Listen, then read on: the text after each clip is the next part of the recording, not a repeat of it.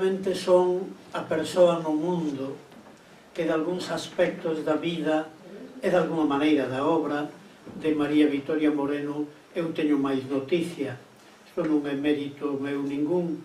As circunstancias cronolóxicas, as circunstancias profesionais foron as que deron lugar a que no ano 1965 pois María Vitoria Moreno chegase a Lugo recén aprobadas co número 21, que non era pequeno, non era baixo naquel momento, como profesora agregada ou profesora adxunta, e chegase ao Instituto de Lugo, onde eu estaba. Daquela era o Instituto masculino, agora chamase o Instituto Lucus Augusti.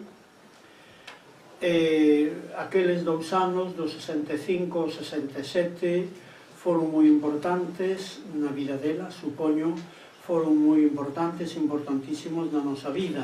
Na nosa vida, quero decir, a miña, en primeiro lugar, en segundo lugar, a da miña muller, Emilia Pimentel Iglesias, que como ela era profesora agregada ou profesora adxunta, que non sei moi ben a nomenclatura oficial como era naquel momento, ela, Emilia Pimentel, opositara no ano 62, un pouco antes que chegase a Pontevedra María Vitoria Moreno, que chegou, como é sabido, no ano 63. Pero tamén foi moi importante na vida dos meus fillos. Os meus fillos están nun libro que foi reiteradamente citado esta tarde, en Mar Adiante. Están con seus nomes, Emilio, Xesús e Sara, como está o nome de Xesús Raba de Paredes, o nome da nai de Xesús Raba de Paredes, e outros amigos. Está o nome, naturalmente, do primeiro marido de María Vitoria, que foi o seu colega na Universidade de Madrid, valenciano de nacemento, José Luis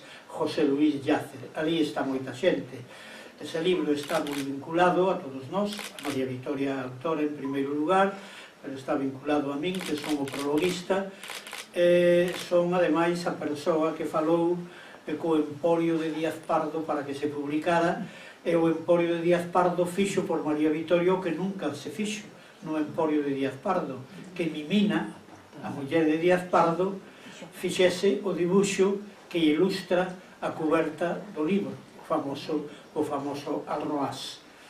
Desde aquela, aínda que María Vitoria marchou para Pontevedra, e nós continuamos hasta o ano 76, en Lugo a relación coa miña familia foi grande, tan grande, que hai fotos da miña filla Sara barrendo a cociña da casa de María Vitoria, porque sempre que podía María Vitoria levaba os meus fillos, especialmente a nena, que daquela era e é a máis pequena, etc. Eu non vou dicir nada novo, e algunhas cousas que algún día penso decir non as vou decir hoxe, porque, bueno, hai que ter un pouco de perspectiva. Temos todos que ler a bibliografía que se produciu no transcurso deste ano, que foi unha bibliografía importante. Eu creo que non se trataron todos os aspectos que hai que tratar. Por outra parte, eu sempre parto do feito de que unha biografía é moi difícil. Unha biografía é moi difícil. Que sabemos de persoas que están hoxe nos libros? Penso eu, que sabemos de Fernández del Riego, que me está ollando neste momento? Que sabemos de Fernández del Riego, que escribiu algún libro autobiográfico, polo menos centos de páxinas memorialísticas, escribiu unha novela que, de certo modo, é autobiográfica e tal. Que sabemos?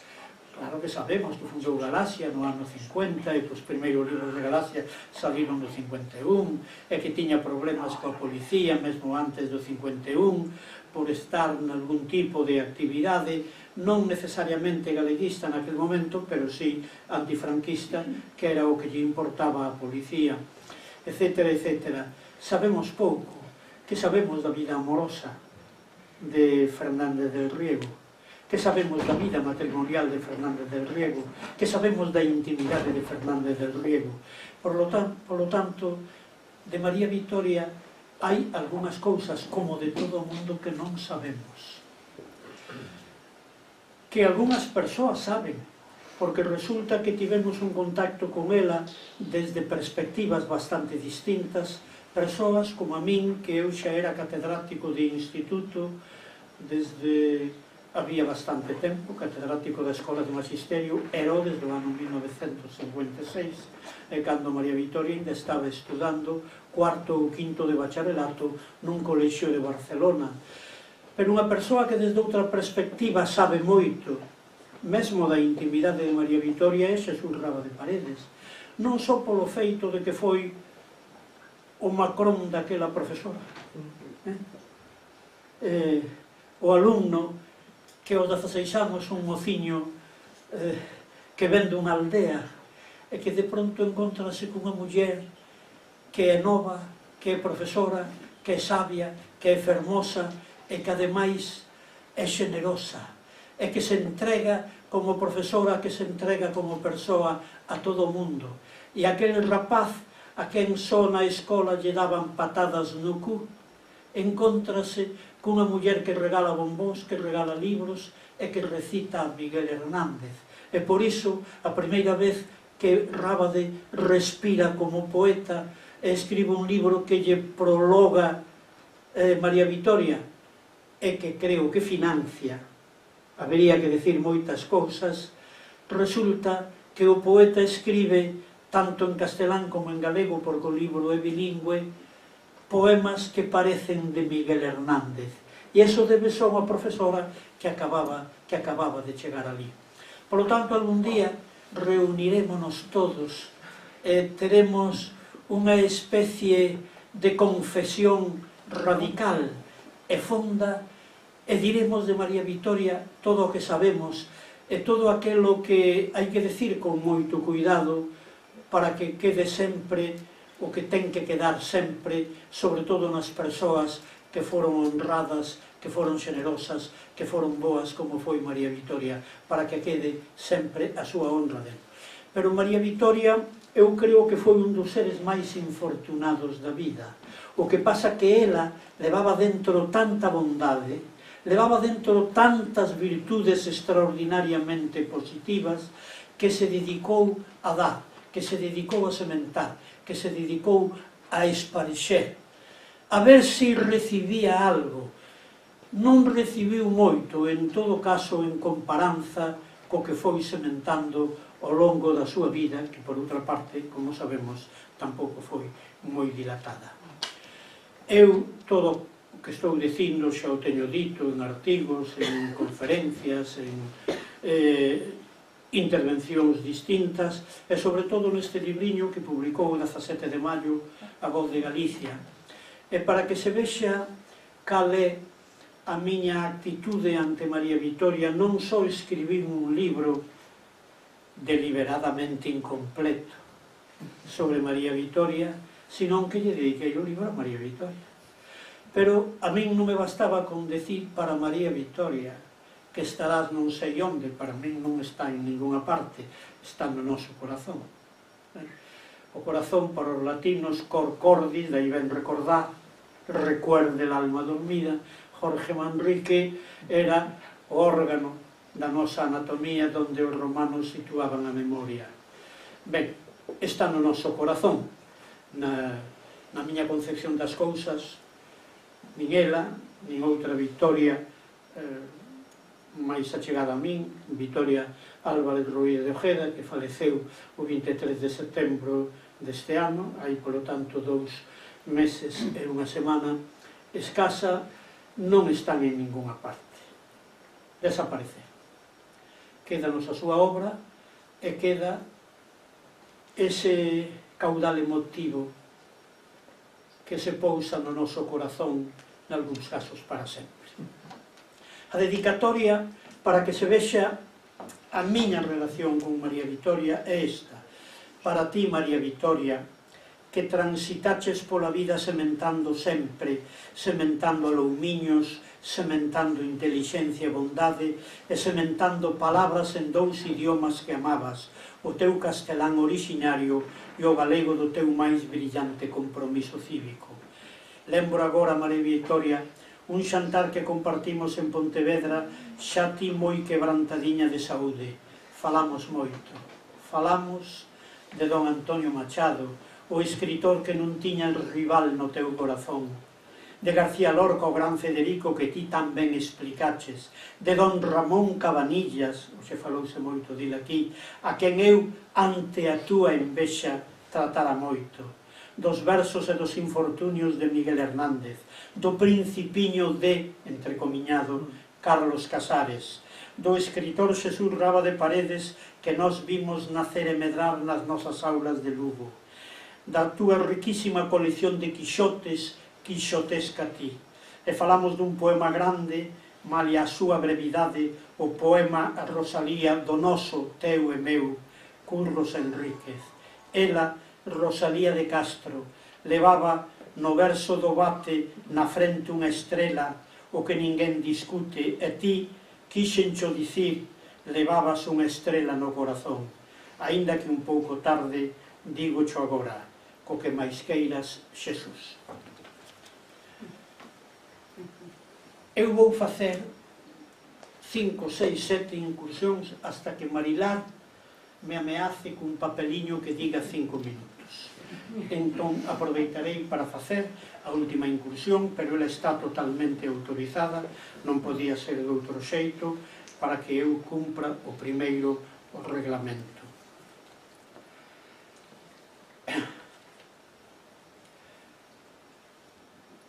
É certo que, como se publicaron tantas páxinas sobre María Vitoria, e como eu, na medida do posible, tratei de que chegasen determinadas noticias, pois a erudición daquelas persoas que semanas ou meses despois escribiron libros, ou escribiron traballos, ou escribiron artigos, ou pronunciaron conferencias, e, polo tanto, algunhas das noticias que saíron da miña Minerva e da miña memoria, bueno, nalgúna medida chegaron tamén a algúns dos que logo se converteron en tratadistas da vida ou da obra e da vida de María Vitoria. Pero eu creo que conviña poñer o acento en algunhas cousas porque non se ten posto o acento. Se queremos medir a grandeza dos compromisos cívicos en Galicia de María Vitoria Moreno, temos que partir de un feito moi importante, de que María Vitoria Moreno procede dunha familia franquista, e que parece que aínda non morreu Franco, parece que aínda temos medo. 40 e tantos despois da morte de Franco, creo que chegou a hora de dicir que tal escritor ou tal escritora pois foi educado no seo dunha familia decididamente franquista. E isto non é un baldón para ninguén, e menos para unha filla. Pode ser baldón para os seus pais, pode ser baldón para os seus proxenitores, para os seus tíos, para os seus avós, para a xente que educou, neste caso a María Vitoria. Pero se María Vitoria, a partir dun determinado momento, eu diría desde 1965, Lugo, ten unha determinada actitude ante o feito da lingua galega, ante o feito da diglosia, ante o feito do bilingüismo en Galicia, ante o feito da cultura galega e, en definitiva, ante o feito da propia cultura galega, se ten unha actitude que podemos chamar progresista, isto honra a ela, porque precisamente procede dunha familia franquista. É que se non sabemos que procede dunha familia franquista, tampouco entendemos episodios moi importantes da infancia, da adolescencia e da primeira xuventude da propia María Vitoria Moreno. Porque María Vitoria é unha bolseira. María Vitoria ten unha beca, e ten unha beca aos seus 3 irmáns. Pero quen naqueles anos tiña unha beca? Eu recordo, meus pais toda a vida suspiraron para que o uso que tiña a zona de aplicado de ter moita memoria, e din que de pequeno eu era moi listo, pero nunca tive unha beca. E tampouco era a miña familia unha familia sinalada como familia esquerdista, non o era. Daquela, as poucas becas que había na miseria do franquismo, que deben claro, eran becas para os fillos dos vencedores. O pai de María Vitoria é un vencedor, non é un militar, como se di por aí, non, é un licenciado en Dereito, é un licenciado en Dereito que fai a guerra. O facer a guerra por ser licenciado en Dereito non é soldado raso, nin cabo, nin sarxento, nin brigada, é tenente ou capitán, é oficial. E naturalmente Franco, o sentido que tiña destas cousas, premia, cando se termina a guerra no 39, os que lle axudaron a vencer a anti-España. E ten que premiar o pai de María Vitoria. E premio non cun posto militar, que el non é militar. Exerceu como militar na guerra. Eu tampouco son militar, e fixen as milicias universitarias, e teño o título de sarxento franquista. Acaba de chegar unha autoridade. Ben, isto sí que hai que telo moi en conta. As becas estaban para os fillos dos vencedores. Becas ruinceiras, pero algunhas becas eran un pouquiño mellores. Eu creo que María Vitoria, porque a nai se moveu ben.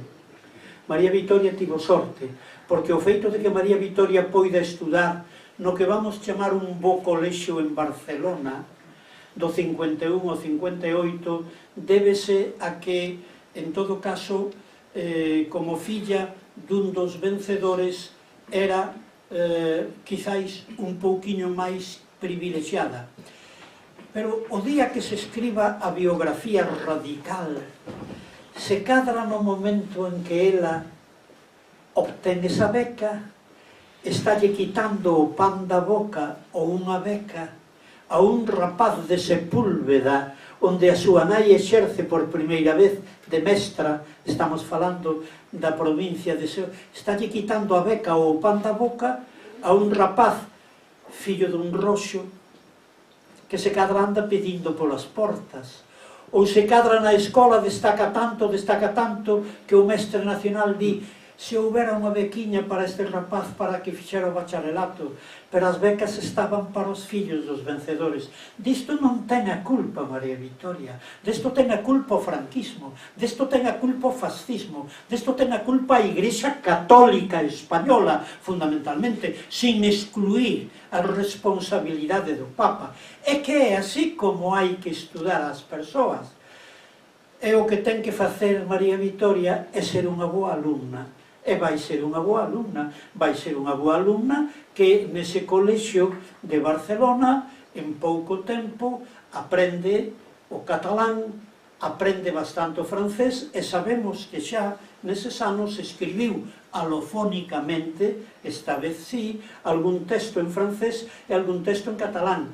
Pero aquí ven o segundo erro de algúns biógrafos de María Vitoria, o catalán, porque a xente de hoxe, hai profesores novos de hoxe que creen que ela aprendeu o catalán nese colexio cando asistía ás clases de matemáticas, de física ou de literatura. En primeiro lugar, non se explicaba literatura catalá naquel colexio, explicábase todo en castelán para a gloria do castelán, que era a lingua do imperio.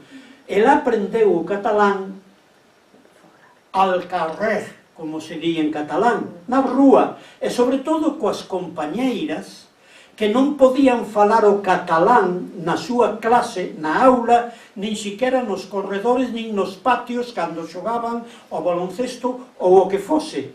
Falaban o catalán porque eran fillas da burguesía, por eso estudaban nun colexio de pago, falaban o catalán na súa casa, fosen os pais franquistas ou non, porque a burguesía de Barcelona, médicos, farmacéuticos, abogados, profesores de universidade, falaban en catalán, incluso os franquistas, porque era un problema de tradición. Eso non se daba entre nós así.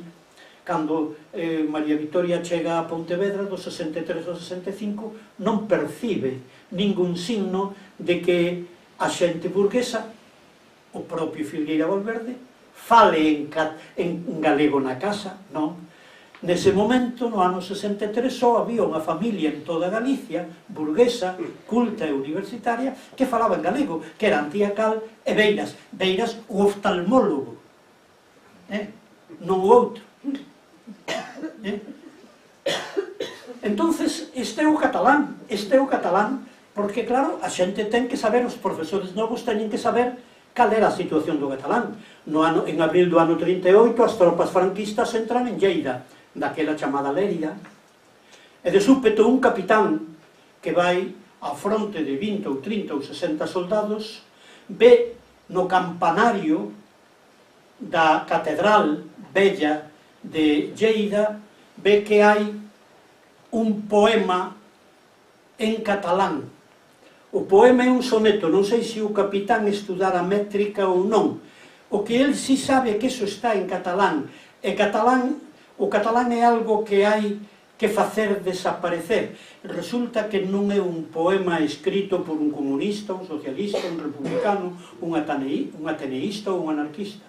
É un poema escrito por quen viñera a Galicia no ano 17, Mallí, Morera e Galicia, que fora alcalde da cidade, moi católico, tradicionalmente católico, e estampou o poema no...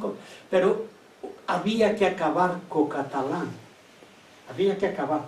Esta era a situación do catalán. E neste clima en que había que terminar co catalán, no ano 51 chega María Vitoria, que aprende o catalán fora da aula, fora dos patios, na casa das amigas, ou cando vai ao cine con elas, etc., etc., porque as amigas, franquistas ou non, falan en catalán, porque é a lingua da clase social a que elas pertencen. Da clase social desas amigas de María Vitoria, se cadra había unha criada galega, estou pensando nunha chamada Lola, como a nosa extraordinaria secretaria administrativa. Aquela Lola medio a cortexei eu, e dela aprendín algo de sociolingüística, porque a tal Lola díxome que un día a ama subiu o soldo polo ben que entendía o catalán. A ama era unha señora franquista, pero como os seus pais falaron en catalán, e o catalán era a lingua dos que lle daban de comer ás criadas, que eran galegas, de Murcia, de Guadalajara ou de Extremadura, polo tanto, franquistas ou non, nós temos que seguir falando o idioma da nosa clase. Esa era a cuestión de Cataluña. Evidentemente, en Galicia era totalmente distinto. Por lo tanto, hai que insistir nesto, que o catalán que o sabía tamén María Vitoria Morena, ven de onde ven. Hoxe alegroume saber que nun momento dado, non recordo en que libro, María Vitoria cita a don Rafael Lapesa. Agora xa non vou falar de política, non se alarmen, vou falar de lingüística pura, ou se queren de filoloxía. Dasa circunstancia, claro, que un tamén xoga con certa vantaxe, e resulta que agora eu vou falar de dous profesores da Facultade de Filosofía e Letras de Madrid, na especialidade de filoloxía románica, daquela ainda non había facultades de filoloxía, e que foron profesores meus, porque María Vitoria Moreno empeza a estudar na Universidade Central, que daquela non se chamaba Complutense, en Madrid no ano 58, e eu terminara no 53. Por lo tanto, a nosa diferencia é pequena. Estaban vixentes, estaban actuantes nas súas cátedras don Dámaso Alonso e Rafael Lapesa. Hai algúns biógrafos de Rosalía que poñen máis o acento en Dámaso Alonso que en Lapesa, equivócanse un pouco. Dámaso Alonso era profesor dunha disciplina que non concordaba demasiado con el. Era profesor de lingüística románica, non de literatura. Eu podería explicar o que pasou, pero, bueno, non teño tempo porque está aquí Marilar ao lado. O gran profesor noso foi Rafael Lapesa, profesor de gramática histórica e ao mesmo tempo de historia do español, de quen el era o autor do primeiro manual digno deste nome que se fixo en España, e que se fixo precisamente porque un republicano chamado Navarro Tomás, en plena guerra civil, dixolle don Rafael: ¿por qué no hace usted un pequeño manual de nuestra lengua explicando su historia para que aprendan la historia del español los soldados republicanos? A xente non sabe que a famosa historia do español de la Pesa prologada por Menéndez Pidal e que en Vila de la Pesa debeu de chegar á 12ª edición e é agora un libro de máis de 1000 páxinas, empezou sendo un manualiño concebido para os soldados republicanos. Así van sabendo vostedes o que era a República en guerra. Había un señor sabio, o gran fonetista Navarro Tomás, que lle di: os soldados tamén teñen que saber non só o idioma que falan nas súas casas, sino un pouco de historia do seu idioma. Sinto que non estea Charo, a presidenta do Consello da Cultura Galega, aquí, porque Rosario Álvarez fixo unhas manifestacións antes no coloquio, pero ten feito manifestacións parecidas en outros lugares, e ten posto acento no que como María Vitoria engallolaba os alumnos. María Vitoria, desde o 67, cando xa deixa Lugo, vai ser profesora de lingua e literatura española. Entre os 63 e os 65 foi profesora interina do que lle votaban. Xa sabemos o que son os interinos, o que eran unhas veces latín, outras veces francés. Ela era moi experta en latín, moi experta en latín. Pero a partir deso vai dar lingua e literatura. Eu que coñecín moi ben a María Vitoria e que sei onde están as fontes de María Vitoria, sobre todo en La Pesa. Entendo moi ben o que din algunhas alumnas, falo de alumnas porque nun principio ela estaba nun instituto femenino, o que din algunhas alumnas de María Vitoria. Non é que en principio as engallolara porque era unha muller que vindo de fora tiña unha certa simpatía pola causa da lingua galega. Eso virá un pouquinho despois. Pero o que elas ven desde o primeiro día que chegan á clase de María Vitoria, e ainda ben non abriron as libretas para tomar apuntes, María Vitoria empeza a falar.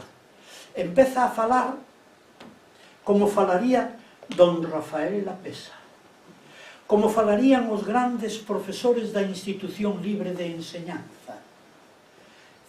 Falaban e non cometían un erro. Eu comprometínme coa causa dos pobres e coa lingua dos pobres. Eso dicía pouca xente daquela. Eso dicía porque, en certo modo, viña da Escola Sociolingüística de Lugo. Non había outra escola sociolingüística daquela. Nin había ningún outro instituto antes dos 60 que non fose o de Lugo onde houvese unha presencia da lingua galega, porque ninguén tiña os meus anos. Todos os demais, Ferrín, Ramón Lorenzo, Bernardino Graña, estaban estudiando na universidade. E como o profesor de literatura que facía incursións sin ser nacionalista galego na defensa da lingua galega tiña unha concepción marxista das cousas, estaba tratando de poñerse ao lado dun idioma que era proletario, como acababa de decir nun famoso poema no ano 1962, Lingua proletaria do meu povo, Celso Emilio Ferreiro. E María Vitoria está aí. María Vitoria está aí. Habería que pensar, señoras e señores, e facer máis unha biografía, unha novela. De pronto, no Casino, un día calquera do ano 72 ou 73, cando María Vitoria xa explica clases de galego ou en Pontevedra ou en Vila García de Arousa. Clases que son, en certo modo, semiclandestinas. Que din no Casino aqueles señores ben pensantes? Unha profesora del instituto a la que le pagamos con nuestros recursos económicos, resulta que, siendo de fuera, hace un elogio de la lengua de mis criados. Pero habráse visto. Eu supoño que se houvese policías ao servicio da causa do progresismo daquela e puxesen magnetófonos ocultos conversas como estas habería 100.000 no casino. E non digamos en determinados cafés a 5 da tarde, cando as damas de Acción Católica, a señora do gobernador civil, a muller do xefe de Falanxe, tomaban o té con pastas. Dice, habráse visto esa chica casada con un ciego, a quien le estamos pagando 2 sueldos, y resulta que lo que está es defendiendo el idioma de los criados, pero como si el idioma de los criados tuviera derecho a la vida. Y defendiendo el idioma de los criados, mucho me temo que esté de acuerdo con aquellos que creen que los criados deben desalojar el puesto de los amos. Y esa cosa que dicen, una canción que cantaban antes del 36, aquella de arriba los pobres del mundo. Cuidado con estas profesoras que hacen un elogio de la lengua de los pobres. Isto é o que dicía a xente ben pensante. É que dicía a policía. A policía está ao servicio da xente ben pensante, non está ao servicio das criadas e dos criados. E a policía, con bastante bo sentido, dixeron, tate, aquí pasa algo, por aquí anda amando comunismo. E mentras deu clases en Vilagarcía e en Pontevedra, nas que os anfitrións, máis ou menos, eran galeguistas, eran tildados de galeguistas, non pasou nada. Pero cando no ano 74 vai dar un curso de literatura, máis que de lingua, ao Ateneo de Ourense, e a policía sabía perfectamente que o Ateneo estaba gobernado subrepticiamente polo Partido Comunista, dixeron, tate, esta muller, que ademais é amiga de Alonso Montero, ten que ser comunista. Nunca foi comunista. En primeiro lugar era religiosa, era católica. Quizáis non estaba de acordo con Rouco Varela, iso é evidente. Sí, pero era religiosa e tiña un sentido da xusticia verdadeiramente socialista, como non pode ser menos dunha persoa decente, pero comunista nunca foi. Aínda que, en algún momento a policía chegou a entender que podía chegar a eso. Os compromisos de María Vitoria, aquí está Marinar Aleixandre, que ten unha biografía parecida, pero posterior, cando as cousas, en todo caso, algunhas estaban máis claras ou máis consolidadas, pero ela é verdadeiramente a pioneira. Eu tiña aquí unhas fichas nas que pensaba lerdes algún dos textos sobre a lingua galega de María Vitoria Moreno, pero quero terminar ampliando un pouco a intervención que tivo, a estupenda, magnífica intervención que tivo Monse na mesa redonda anterior, a quen eu lle agradezo que fixera o esforzo de examinar a fondo 2 libros de texto de María Vitoria Moreno, en colaboración con outras persoas. No caso do libro que eu creo que é máis importante, o de Cou, en colaboración con Rábade Paredes, e no caso do libro de Terceiro de Bú, en colaboración co propio Rábade, tamén con Alonso Girgado. En esencia estou de acordo incluso nas observacións críticas que fixo sobre o segundo manual. En canto ao primeiro manual, señoras e señores, permítanme que eu diga, eu que algunha pequena autoridade terei, porque fui un profesor de escola de magisterio, profesor de ensino medio, profesor de colexio universitario, catedrático da universidade, e, algo saberei do que é un libro de texto, do que é a docencia, do que é unha clase, de como é chegar aos alumnos directa ou indirectamente. Eu creo que entre os grandes libros de texto que hai na bibliografía, hoxe xa inxente, en galega, está o libro de Cou que fixeron Rábade e María Vitoria Moreno. O que eu nunca entendín é Rábade debería dedicarlle unha pequena monografía a este tema, en colaboración con Monse Presa. Como foi exactamente a colaboración? Eu sei de algúns capítulos que no esencial redactounos María Vitoria Moreno, o de Cabanillas. o de Cabanillas está redactado. Senín probablemente desto tamén sabe, porque estaba moi en contacto como editor con eles. Pero como en determinados capítulos, como eles funcionan a catro mans, esa é unha cousa que me gustaría saber. Certamente, hai autores que son preferidos, e, polo tanto, si Cabanillas está dentro das predileccións de María Vitoria Moreno, ela fai Cabanillas, aínda que complementariamente, non sei de que modo, nun momento dado, Raba de Paredes aporte algunhas indicacións. Cando Raba de Paredes fala de algún dos seus autores preferidos, supoño que algunha presenza da man de María Vitoria ten que haber, pero sería bo establecer os criterios que eles tiveron, saber en que medida un capítulo está redactado esencialmente por un ou redactado esencialmente por outro, que noticias complementarias proceden do un ou do outro, e sobre todo, nesto insistía moito Monse, cando se fala de fontes, cando se fala de textos, non só poemas ou fragmentos narrativos, senón cartas como aquela que se citaba de Manuel Antonio, quen aporta eses textos. Eu sei de máis de 4 ou 5 persoas que son profesores titulares de lingua e literatura galega en distintos institutos de Galicia, desde hai 10 ou 12 anos, que cando tiveron para as oposicións que preparar os temas de literatura que veñen no libro de Coude Rábade de María Vitoria, o libro de cabeceira deles, decía Monse que debería de ser un libro para os alumnos da facultade. Sí, é para os opositores. En todo caso, a historia demóstranos que hai opositores que tiveron moi bo número porque chegaron a deslumbrar o seu tribunal facendo traballos a partir dos capítulos ou de algúns capítulos do libro que eu estou tratando de gabar. Este outro capítulo da biografía de María Vitoria Moreno que, bueno, debería de haber como mínimo un ano máis dedicado a María Vitoria Moreno.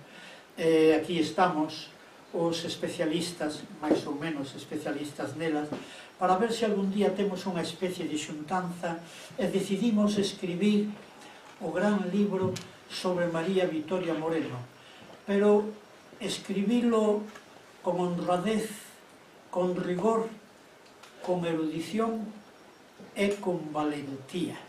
Moitas gracias.